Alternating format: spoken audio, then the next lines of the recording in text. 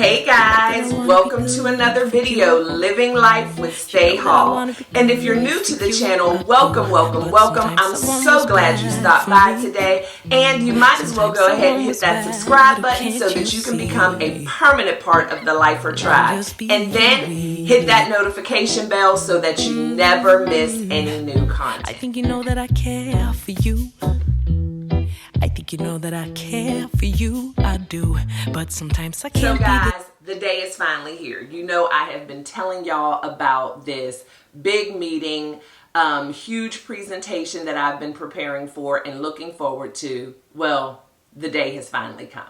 And so, of course, you know, anytime you have something that is so big, such a major opportunity, it comes along with a little bit of anxiety, a little bit of the case of the jitters and the nerves, and that's what your girl is dealing with this morning. So I figured, what better way to just calm down, relax, relate, and release than to talk to my Lifer Tribe while I'm getting ready. Plus, we had a couple of new products that we needed to deal with, and so I figured we would go ahead and kill a couple of birds with one stone. So the first one that we're going to use is the Cetaphil. I just bought this. This is not new to me, but I have not used it in years because I used this back in the day before I really had a skincare regimen and really knew what good skincare was. But I guess I did a good thing because my esthetician actually recommended this as far as a drugstore cleanser that's really good. And so I was in TJ Maxx or Marshall's and they had some in there. So I said, you know what, I might as well pick some up. And so we're going to go ahead and use that today. And then if you remember when I was in Bloomingdale's a couple of weeks ago, I picked up this mask and it is by Danielle Creations. It's a hyaluronic T-zone formula peel-off mask, and it's good for hydrating and aging and elasticity. So I figured we would go ahead and use this today. Because I have this big meeting, huge presentation, I didn't want to rush getting ready. So got up early and I am giving myself plenty of time so that I can do my skincare, do my makeup, and just kind of relax and unwind while I'm doing it so everything is not go all day. So that's what I decided to do. And then I had a couple of things that I thought maybe we could chit-chat about, so let's just get into it. So the first thing we're going to do, I have not cleansed my face yet, so we're going to go ahead and use the Cetaphil. And I love a pump applicator or, you know, whatever. It just makes it so much easier.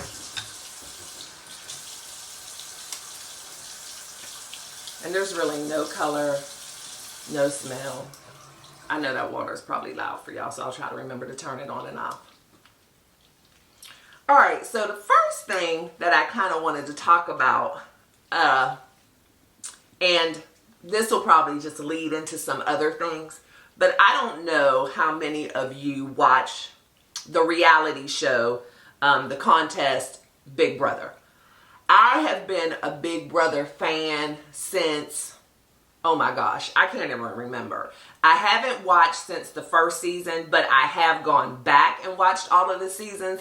But I think that I jumped in as a Big Brother fan maybe around season 9, and we are now in season 24. So with that being said, and this only comes on once a year, so literally 24 years of Big Brother. And then they do some celebrity ones in between, but 24 years of the actual regular Big Brother show. Well, in those 24 years, unfortunately, just like so many other things, we have not had the opportunity or representation of our people, of black people, black men and black women. There's usually a couple, you know, 1 or 2 black people in the cast, in the contest. They usually get voted out very early, and they don't get to make a huge impact on the game. And so, again, it's reality TV, and it is definitely mimicking real life. Well, if you're a fan of the show, and even if you're not, I'm sure you heard about last year where there was an alliance made on the first day of all black people. And they pretty much just decided, Tiffany was the one who first came up with it. She was on the show, on the cast, and she just kind of looked around that first day and was like, there are quite a few of us in here this year, and we need to try to work together. And so they did, and it was beautiful. They worked together sometimes despite whether or not they were actually getting along within the group. They worked together sometimes despite whatever they were doing, or the plan for that week was really what they wanted to do as a player, if they really felt like it benefited their game. A part of their plan was to become close with and attach themselves to people outside of the alliance who they really got along with, so that if their duo or whatever was targeted, it would be the other person more than likely to go home rather than them. And that was very strategic. It was a genius plan, in my opinion, and it worked beautifully. And the bittersweet part about it is, even though the people that they attached themselves to were shields for the most part, they did still have genuine relationships with those people. And so when it came time to have to let go of their person, it wasn't always easy, but they still did it because they had a mission and they were working towards the greater good, and they wanted to do it for the culture. They wanted to do it for the race. They knew that the only way that one of us was going to make it to the end is if we worked together. And so it worked beautifully. So now you move to this year. So for the first time ever, the final two black men, a black man won, but that entire alliance, the cookout, made it to the end together, and we ended up with a black man, Xavier, as the winner. So that is that story in a nutshell. It's old, so I don't want to get into a lot of detail because y'all probably already know, but that was just the gist and kind of the backstory or the setup for what happened last night on Big Brother and just this season in general. So this year, again, we were represented pretty well. There were quite a few black people on the cast, but they did not have the same agenda. They did not go in like, okay, I see other black people in here, we're going to repeat the cookout, which is fine because, you know, that was their thing, and, you know, the mission was accomplished, and we can't just keep trying to duplicate that every single season. So I get it. But the thing was, what I didn't like in this season is the fact that one young lady in particular, Taylor, was actually targeted by, in my opinion, some of the black men, like right off the bat. So Taylor is a beautiful black young woman. She is a pageant queen, very graceful, just very sincere, seems to be a kind person. I don't really want to say passive because she's not passive, but very mild-mannered. And so I just hated to see her being attacked by black men. So if you know anything about Big Brother, it's a game, okay? So people build real relationships and become friends with people, but at the end of the day, you want to win that money. You want to be the last man standing. You want to be one of the two sitting in those chairs on finale night to win the cash prize, and I think it's $750.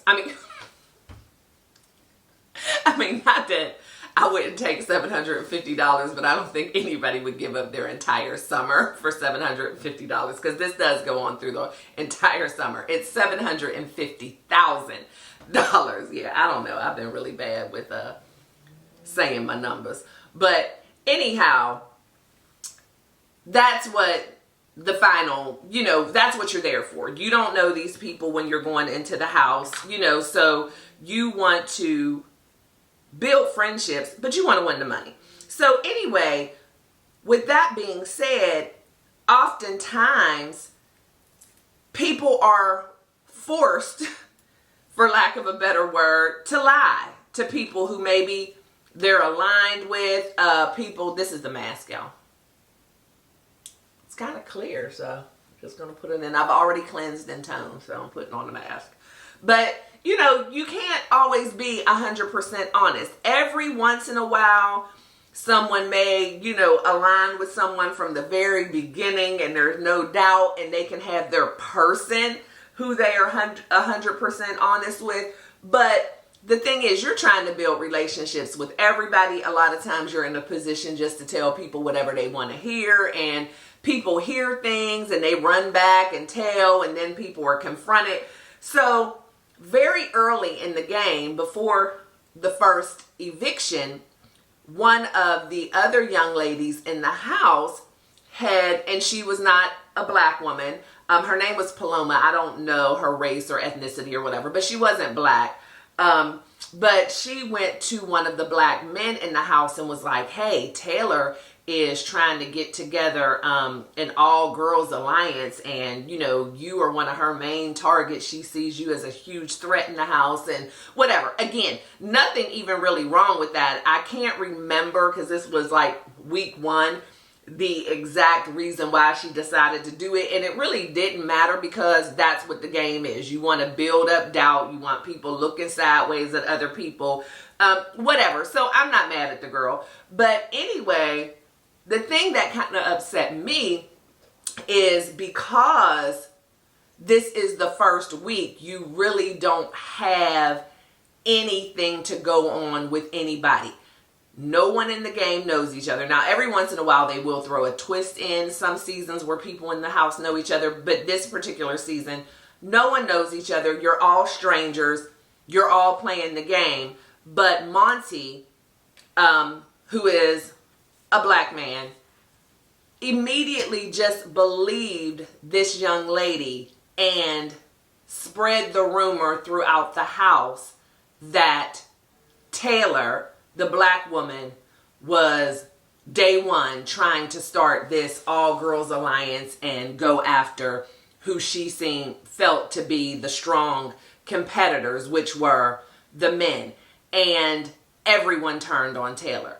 And it so happened that Paloma, the one who actually came up with the plan and then planted this seed to start this rumor, started having like a mental health breakdown just being in the house. She couldn't handle being in the house. And then people pretty much blamed Taylor for that. And Taylor is just pretty much unaware of what's even going on. She's completely oblivious. She's like, I don't know why everybody's upset with me. I haven't said anything. I haven't done anything. I mean, at this point, it was like they hadn't even really start playing the game yet. Like, this girl Paloma just came in guns blazing. And every once in a while, you will have castmates who do that. They just come in day one and look, we're going to start targeting people. We're going to build an alliance. And rarely does that kind of play work, but that's what she did. And the mask is supposed to sit for like 5 or 10 minutes. Let me see, how long does it say? 15 to 20 minutes. So I'll probably take a break with y'all and not make you look at me sit here, depending on how the conversation goes.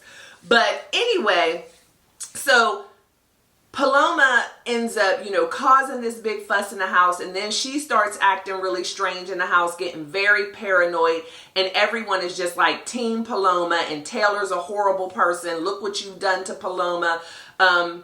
Because Taylor's like, I'm not the one who said that. So it was just crazy. And what bothered me was the fact that this black man targeted this black woman without having any type of facts, without doing any investigation. It was just like, Paloma said that you did it, so you did it, and I'm telling everybody else. And Paloma ends up leaving the house because of her mental breakdown, just couldn't take it, and everybody's just blaming Taylor. Like, see what you did, it's your fault. And that's how this young lady's game started in the house. I mean, she was being belittled. She was being called out of her name. And there was another black man in the house by the name of Terrence, who is actually older. Terrence is in his 40s. Most of the time, the people in the house are going to be in their 20s and 30s, maybe. Every once in a while, someone more seasoned will come in the house, and usually we don't last long because it's a lot of physical competitions and all these young kids. But Terrence ended up actually hanging in there for a while. But Terrence, I thought, as being a more seasoned, hopefully more mature black man, I thought that maybe he would be the one, the voice of reason, like, hey, we can't be dogging this young lady like this. But no, he was calling her a bitch. He was calling her an ice princess. I mean, just jump. It was like he hated her. Every time he saw her, he had something to say, mumbling under his breath, talking about her. So she was being bullied and attacked. So needless to say, when it was time for eviction, Taylor found herself on the eviction block, which I guess I kind of got ahead of myself. But Paloma, being that Paloma left and this was the first week, the numbers were off. So on the day of the eviction, Julie Chen Moonves, who is the host of the show, announced that there would not be an eviction that day because Paloma self-evicted. So that gave Taylor another chance because she was going to be voted out of the house unanimously. Like, everybody hated her except for like maybe one or two people who realized she's being bullied, this is not fair, and they kind of took her in and, you know, were kind to her, and she really appreciated it because she was tortured. I mean, she's being bullied and being ostracized and blamed for someone else's mental health breakdown, and she really doesn't even know what's going on. So I can imagine she pretty much felt like she was in the twilight zone. Like, no one was willing to give her a chance. No one was willing to listen to her. And it broke my heart because even though it's a show, it's just a game, that is still their reality while they're there. And also, it just really touched me in a way personally because that is what happens to us so often as Black women. We are immediately looked at as the villain, even though they're in this situation where you're supposed to be kind of stirring things up, working with people, whatever.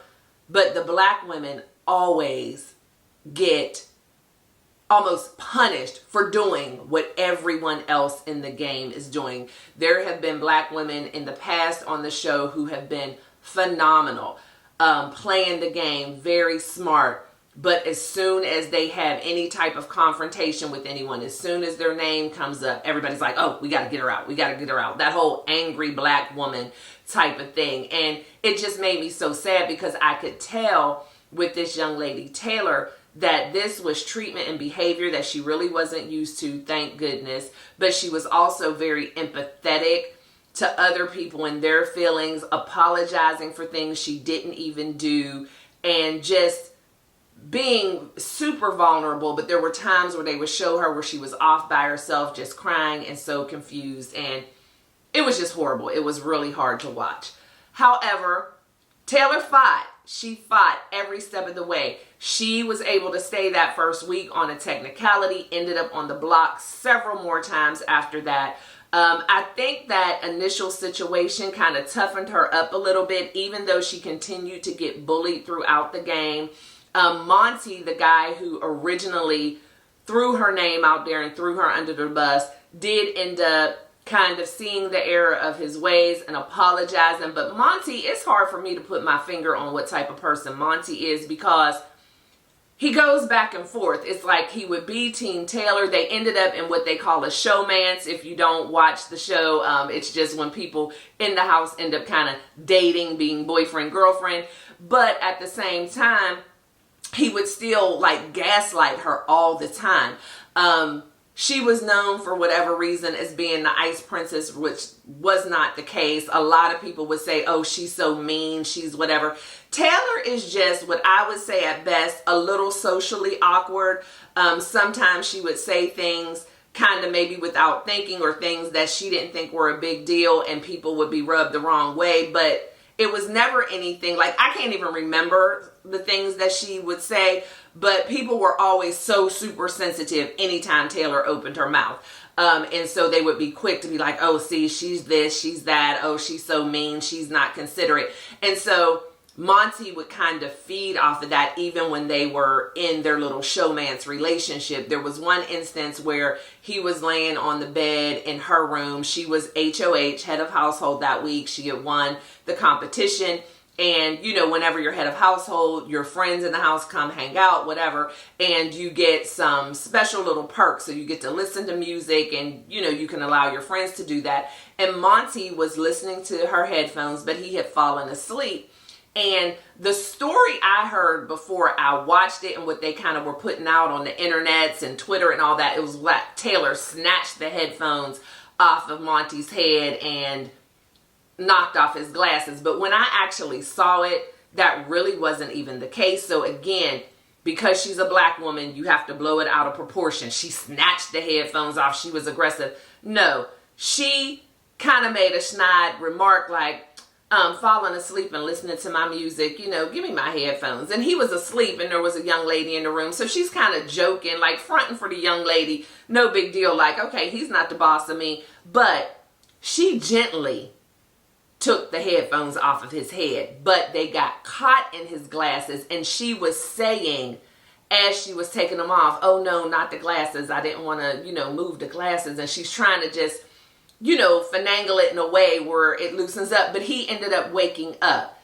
And she's like, oh, I'm sorry. I was getting the headphones. I didn't mean for it to get your glasses. So again, the actual story and what happened, what I saw with my 2 eyes, myself, was not at all the narrative that had been put out on the internet, because they do have live feeds and people can watch like almost 24 hours a day. So people who had seen it was like, oh my gosh, Taylor snatched him off and now Monty is so upset. But the funny part about it is they're cut off from the outside world. Monty doesn't see what people were saying, but his natural response was still the same as what they were saying on the internet.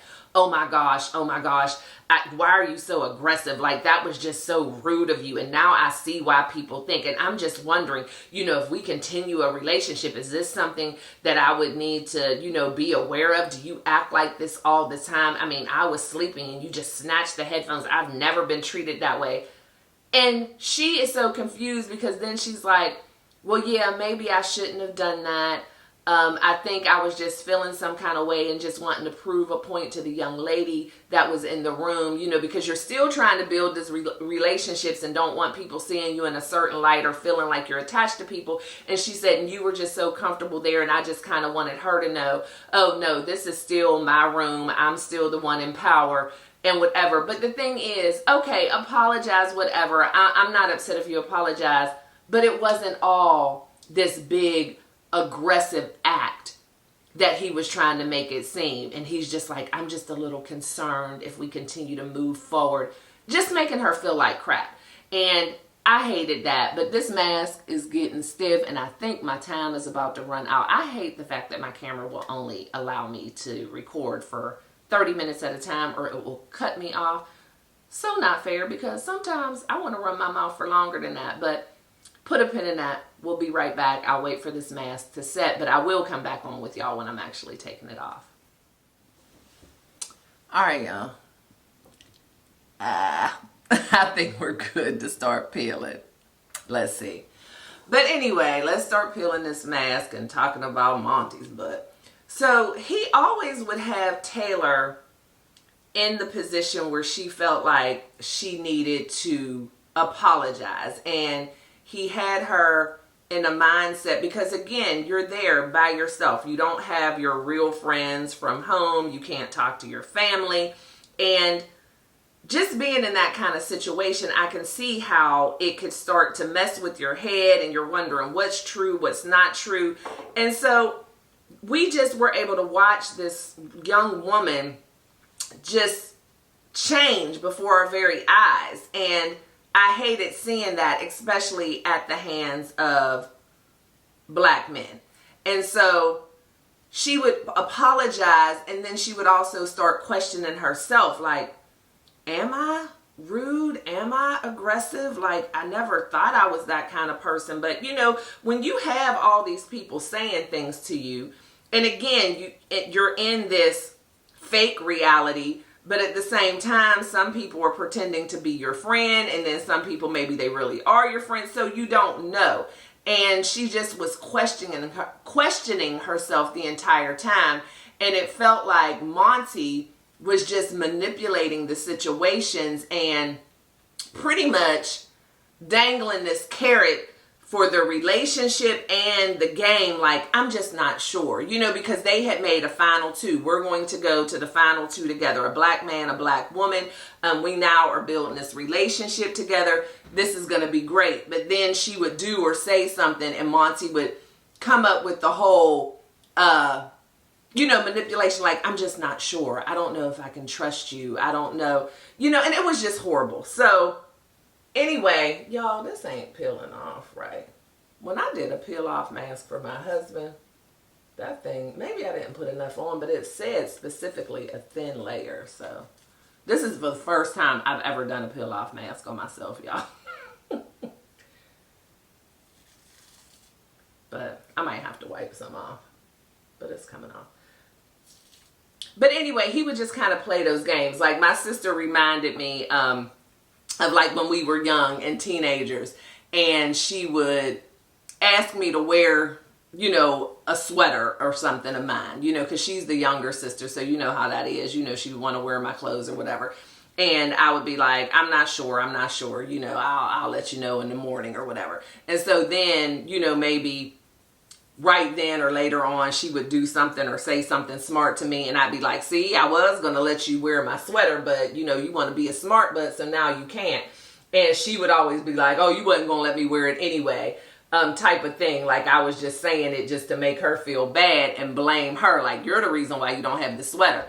But again, I was a teenage girl with my sister, but that's the kind of stuff Monty was doing to her. Like, yeah, I was going to, you know, work with you in the game and try to take you all the way, but I just don't know. Or, you know, he would even threaten things like, you know, whether or not he was going to sleep in her room that night. And she's like, well, are we going to cuddle or do you need your space? And he's like, I just don't know, because I feel like, you know, if I come into the room, I don't know what Taylor I'm going to get. Like, just horrible manipulation. And so this went on literally until the last minute.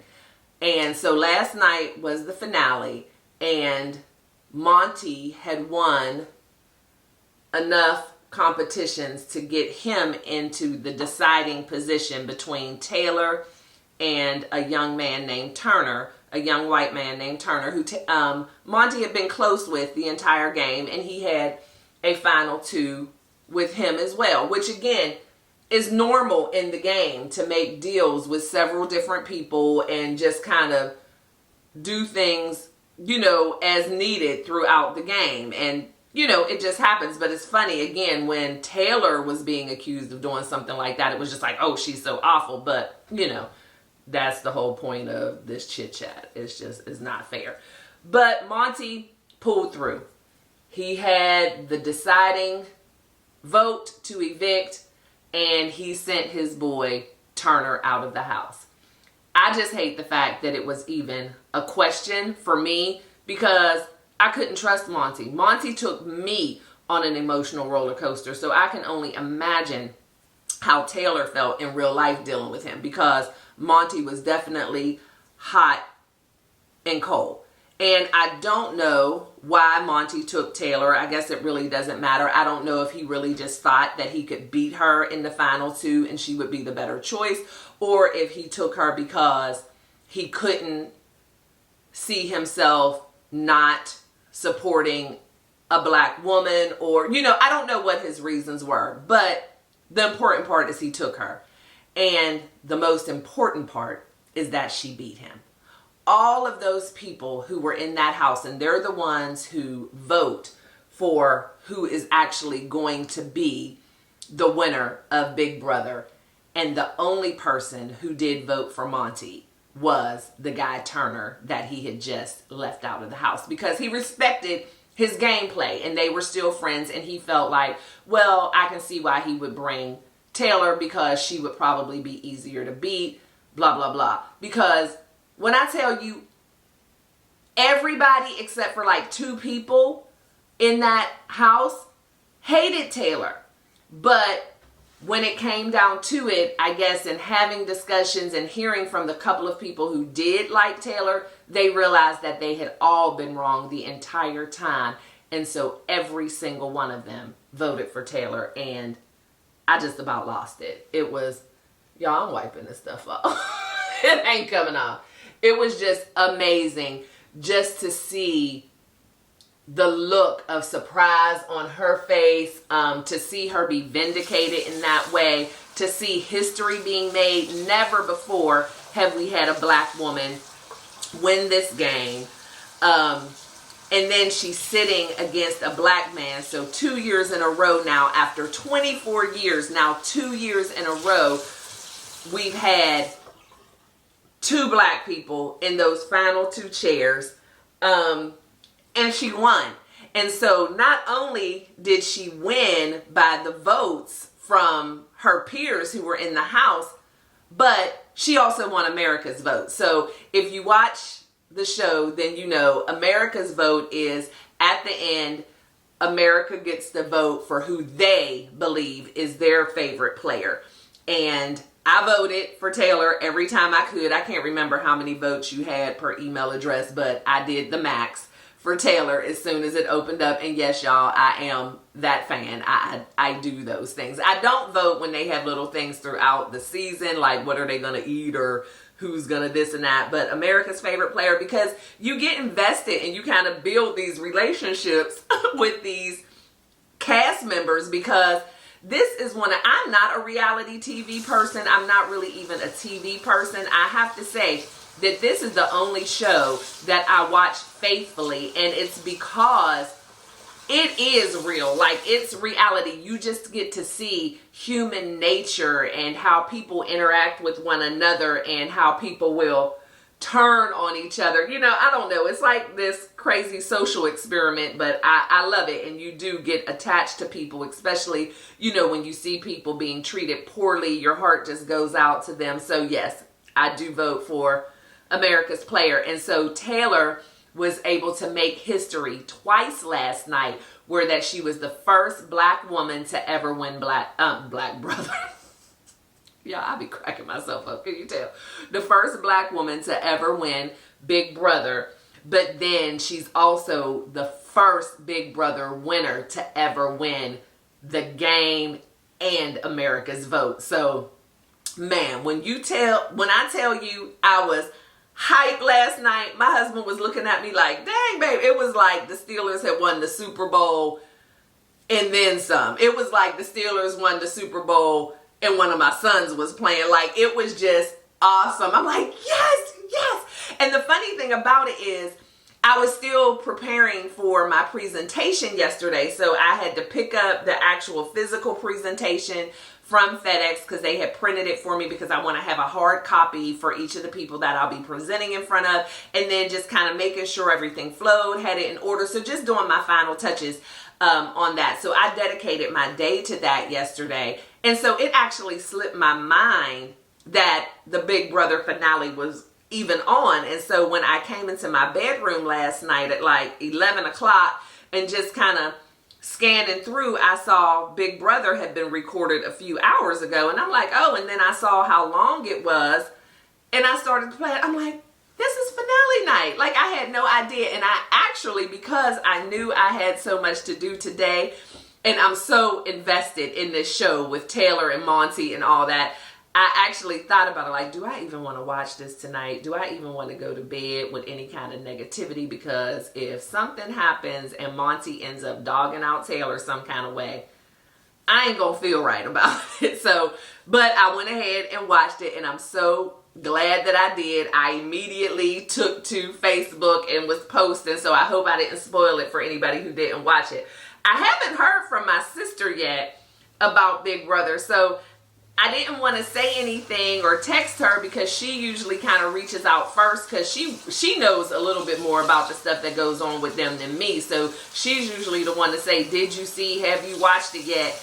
And I didn't hear from her, so I don't know. I still haven't talked to her yet, so I don't know if she saw it or not, and I didn't want to spoil it for her. So I hope my Facebook post, I just couldn't resist, and I'm usually not the person to do that, but I was so dang well happy, and I figured, well, it's after midnight now, so everybody should have seen it or heard or whatever. But I was excited.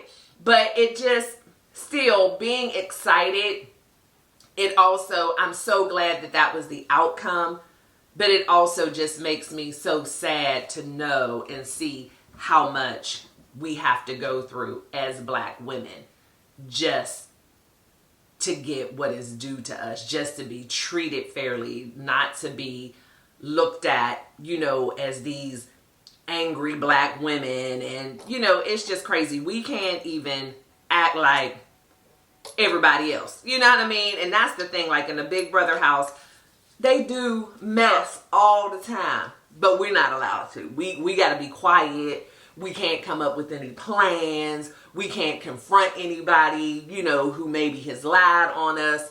None of that, because we're automatically looked at as angry. And some of the things they did touch on this season, like Monty had said that, as a black man, he wears a do-rag for his hair, just to keep his hair, whatever they wear do-rags for, keep his waves up, to keep his hair, but it is a part of his self-care, his, whatever. But he had contemplated whether or not he was going to wear it on Big Brother because he didn't want to be stereotyped. And, Taylor, she's a black woman with natural hair. And, sometimes we have bad hair days and we got to put our hair up in a puff or a bun, but it don't look like theirs when they put it up. And, she was like, look, I'm putting mine on and, not putting mine on, but I'm putting my hair up, and it might be frizzy, it might be kinky, curly, whatever. This is what I'm doing. And I love the fact that they both were able to have each other to discuss that with,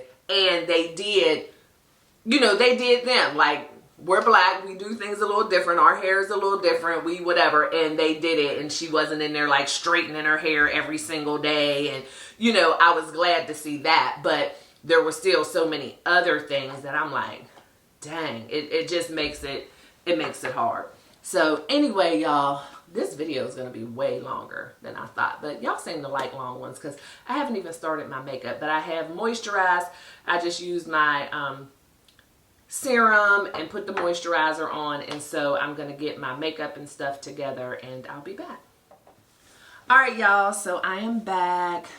I hope I did a good job on my face because I was doing a lot more running my mouth than I was paying attention, but it feels good, looks good. And I'm going with a different primer today. I got this one from BoxyCharm. It's called Skin Ink Supplement Bar Serum Glow Filter. And I'm going to use this one because I haven't really liked the way my Ulta primer has been kind of interacting with my moisturizers and stuff. And I can't go out today looking crazy, so we're going to do this one. Yeah, so this one I've used the last couple of times and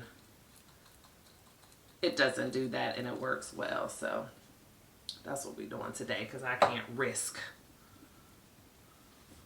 looking crazy today. I want to make a good impression. I don't want to walk in there with white rolled up moisturizer on my face. So I don't think I'm gonna do any eyeshadow or anything. I'm not doing like a full out face of makeup, just something kind of simple. But see, yeah, that is perfect. And so now we're going to go with and you know what? I think I might put a little powder on first, just to cut down on the shine. I do that every once in a while. I'll use my loose powder. Where is it? So that it kind of cuts down on the shine a little bit. And I don't know what kind of lighting will be in there. I don't know what the temperature will be in there. So I don't want to look like I'm sweating. They say never let them see you sweat. So this is just my Ulta loose powder. I'm just going to pat it all around. And that's the thing too. It's so funny, talking about this today because I don't know what the group of people I'm meeting with, the makeup as far as men, women, whatever ethnicity and race. But I can't say that it doesn't concern me ever, or I never think about it like, okay, I know that I am good at what I do. I know I have something amazing to offer. And if you guys don't know, because I don't know if I've mentioned it as far as this, I'm presenting to a company for them to use my company for their soft skills and emotional intelligence training, to kind of teach effective communication, team building, overcoming objections, just all of those kind of emotional intelligence and soft skills things that are needed in the workplace. Time management, creativity, all of that. And I know that ISALT, which is Institute for Success and Leadership Training, I will put a link to our website in the description box, and I'll probably put it on the screen as well. But I know we have awesome curriculum. We're really good at what we do. But it does sometimes concern me as a Black woman, are they going to immediately not want to work with me because of that? And I try to get that out of my head, but I can't help it. It's a thing, you know, and it doesn't always happen.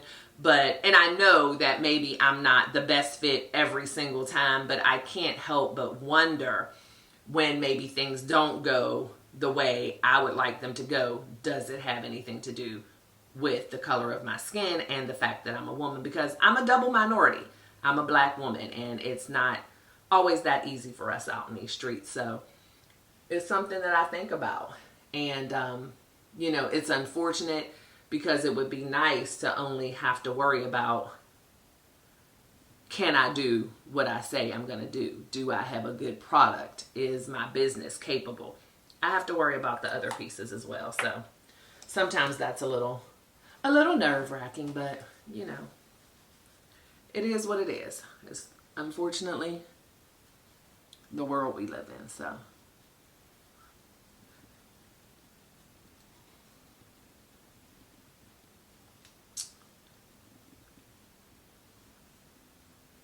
all right, y'all. So I'm not going to make you guys sit through this whole makeup look as I think about it, because y'all have seen this a million times, but I will come on and show y'all the final look when I'm all done. You know that I wanna be good for you. You know that I wanna be good for you, I do. But sometimes someone was bad for me. Sometimes someone was bad, oh can't you see? I'm just being weak. I think you know that I care for you. I think you know that I care for you, I do. But sometimes I can't be there for me.